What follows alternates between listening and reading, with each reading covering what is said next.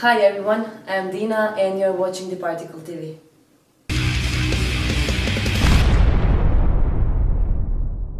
Hi guys, tonight I'm speaking to Yawn, a band from Norway. Hi guys.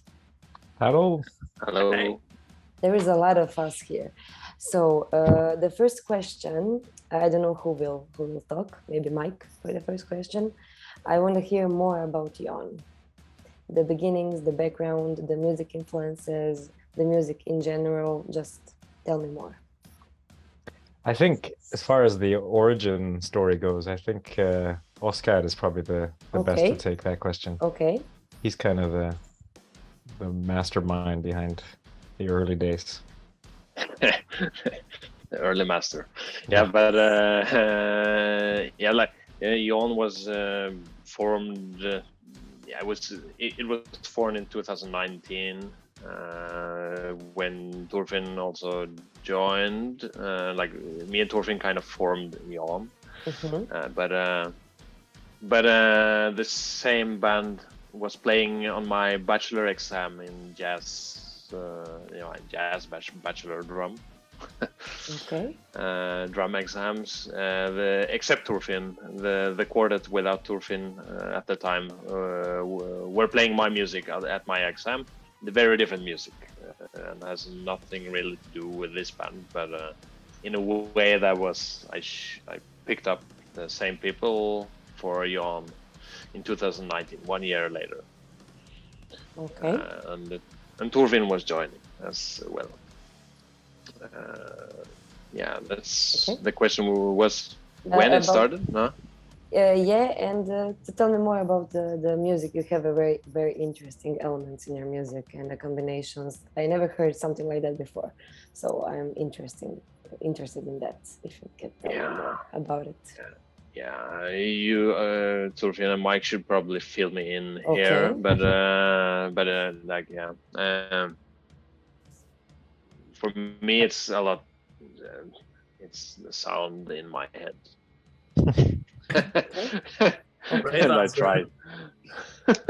I think the three of us have very different interests and different backgrounds, but the things that we sort of have in common are that we're really interested in like a certain degree of like rhythmic complexity, and also creative ways of using technology to get different sounds and different ways of performing and different ways of composing and creating music.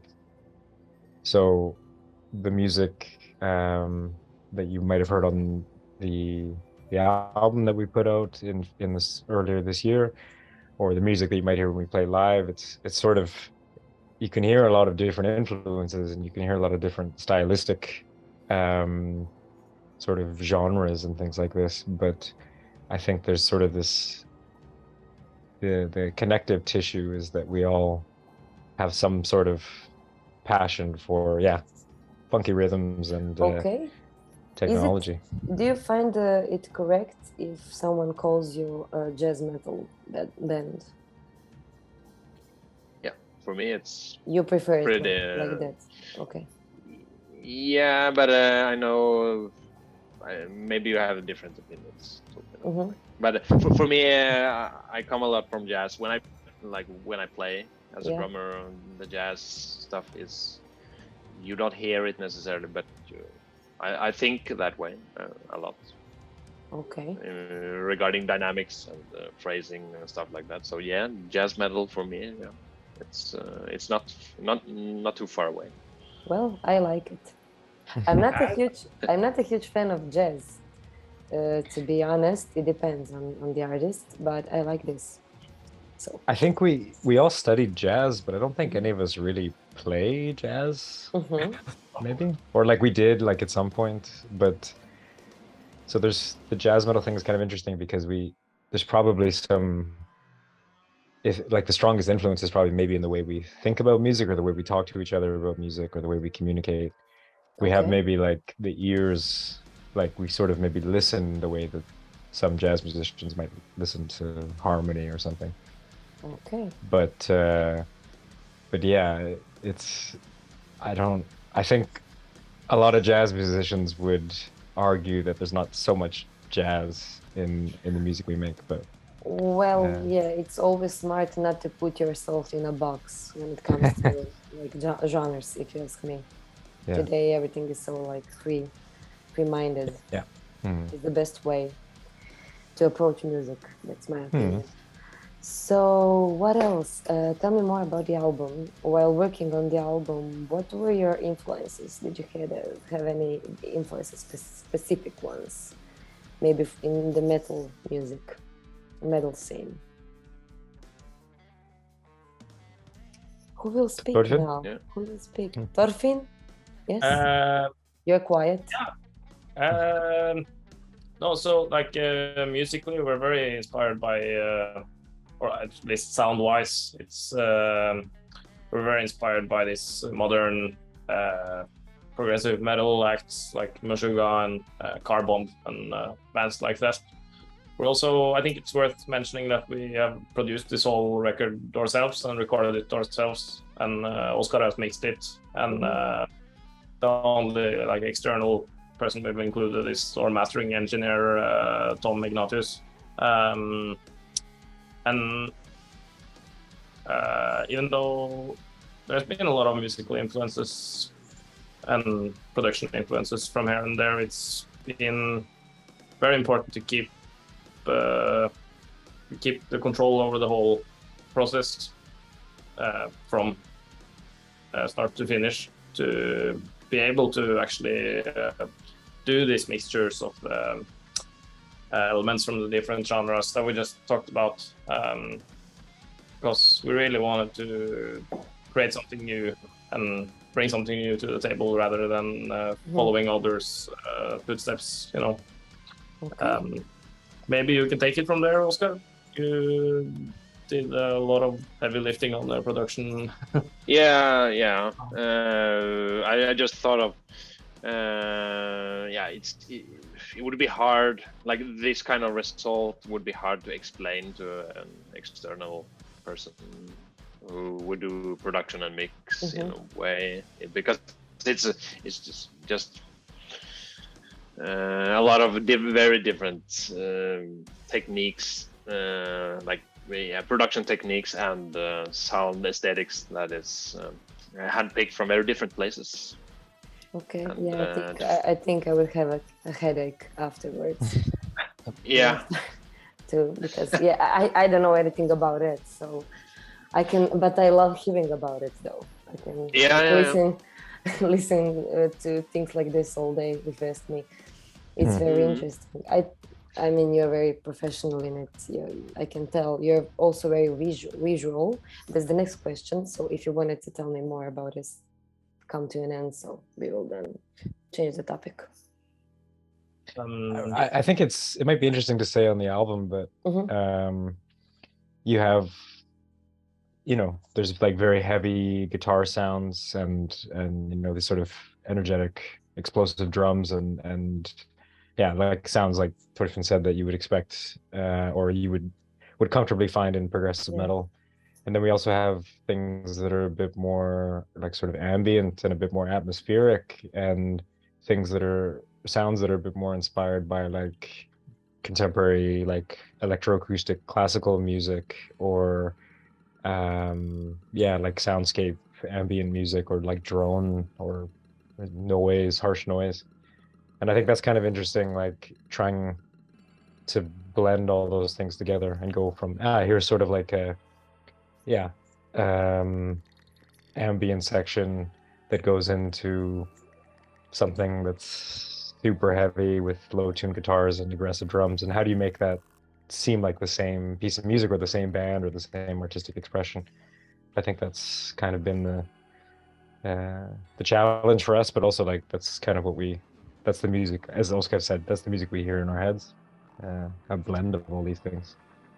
It's also worth mentioning that like a lot of the parts of this record is recorded at very different places. There's most of the the metal chuggy parts is the regular drums, bass, guitar in the studio, thing. But there's also one of the parts, a long ambient part here, which is recorded at the concert we did, and we also did the live improvisation in the studio for one of the jazzy, funky parts. So and everything is kind of glued together in post with a good overview and a good plan before the recording process, you know. So yeah, it's a very unique record in that way. There are only 3 of you in the band. We were 5. Yeah. Until May month. Yeah. But now we're 3. Yeah. Well, it's a big change. So. Yeah. In a way. It's kind of a nice opportunity for us as well, because we put out the record, spent a lot of time working on the album, released it, and then went on a tour. And after we came back, that's when it became finally, I think, very clear for the 3 of us, like, oh yeah, this is what this band is about. Okay. Because before that, it was a lot of studio work and it was a lot of working with internally, but because of COVID, we couldn't really play that many concerts. And then being able to go on tour in March after the release was like, oh yeah, now this is like the direction forward. Yeah. So when we came back after the tour, then it was much clearer for the 3 of us to be like, okay, I think the best sort of way forward now is just to be the 3 of us instead of 5. And I think it's been kind of interesting, like sort of music that was written for 5 people, figuring out how to play it with 3 people, and kind of through that process learning a bit more about each other and like what we can, kind of the different skills that we have, we can sort of combine to make music. And now we're starting to write new music for just the 3 of us, and it, for me, from my perspective anyways, it feels like it has this very interesting quality that reflects the 3 of us in a really strong way, because we're each taking space in different ways. Well, there's a whole point. Yes. Yeah, it's been a change to go from 5 to 3, but I think it was kind of necessary. It's like an important part of the growth of this band, I think. Okay, great. Speaking of touring, this is your 2nd tour then? Yes, you're touring at the moment, so. We did some concerts was it like a week ago? I don't even remember. 2 weeks ago with Danseballet. Yeah. And so now we're on a bit of a break, and then we leave again for like the 2nd leg of this tour in a few days. Okay, so you're touring across Europe, and you're coming to Croatia too in a few days. How is it going so far? Oscar is doing all the logistics. He can probably tell you how it's going. Yeah, it's going well. A little bit rough first day. It will be long travel. Yeah, that's the day we play the Zagreb show. Can you talk us through that day, Oscar? Okay, so it's fun. It's fun. It's gonna be fun. It's gonna be very fun. Yeah. And a lot of coffee. Yeah. A lot of coffee, and we'll arrive at the airport in Oslo 4 o'clock. Okay. In the morning. Yeah. Okay. In the morning. Yeah. And well, you fly wanted to play in a band. So. Yeah, exactly. Yeah. 4:30 actually. We had a nice sleep over. Nice. but yeah, fly 7 o'clock to Copenhagen with a lot of luggage.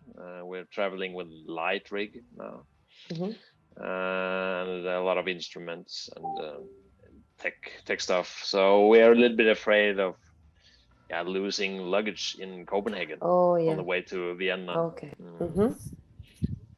But impossible I to can understand prepare. That. Yeah, and then going to Vienna and go getting the car or rental car, and then drive to go get my drum kit, which is rented. Then drive to Zagreb from Vienna.